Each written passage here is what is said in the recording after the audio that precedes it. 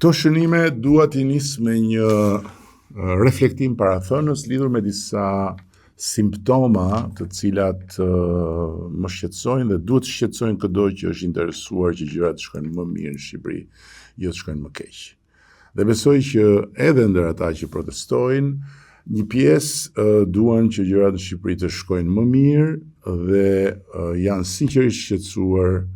për si do të shkojë zhvillimi i investimit në Zvërnec, ndërkohë që një pjesë tjetër, pjesa dominante, nuk është se nuk duan që gjërat të shkojnë më mirë, absolutisht, por ashtu siç ata duan që të shkojnë gjërat, më e keqja vjen për Shqipërinë. Dhe këtu kam parasysh ato partitë e vogla që mbetën vogla apo që u bën vjetra, këtu kam parasysh prurjet që vijnë nga teritoret tjera, se çfarë lidhje kanë ata me këtë temë që ka të bëjë me Vlorën dhe që vetëm në Vlorë nuk ka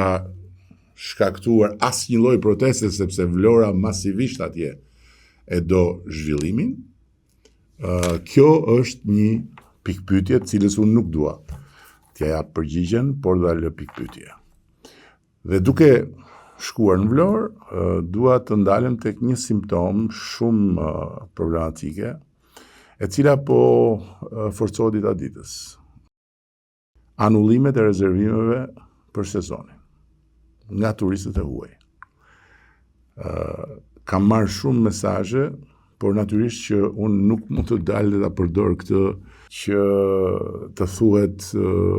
të ndalosh protestën se tu doj shpirti për hotelet,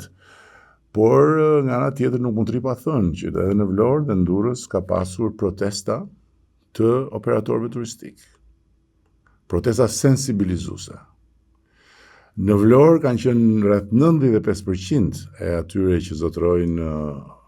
hotele, restorante, bare, që janë bashkuar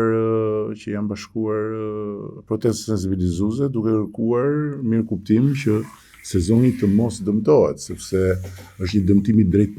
për ekonominë familjare të shumë njerëzve të lidhur me turizmin dhe është një dëmtim i drejt për ekonominë lokale dhe për ekonominë kombëtare në tërësi. Domethënë, nëse ne do të ndalojmë që në Shqipëri të hynë ato para që do të hynë normalisht me një sezon turistik të qetë, atëherë unë nuk e di se në favor të kujt shkon kjo. Nëse ka një agent protesta për të penguar Shqipërinë nga të katër anët dhe përmes pengesës për të krijuar një frustrim dhe pastaj për t'i bërë njerëzit që thonë hajde se po e heqim këtë qeveri vetëm që të na lini rehat, atëherë kjo është një agent që është jo e re, është një agent që është përdorur në vende të tjera, është një agent që është përdorur edhe këtu nga molotovarët, por që nuk ka për të funksionuar. Dëmi patjetër që do të jetë i madh edhe i panevojshëm sipas meje.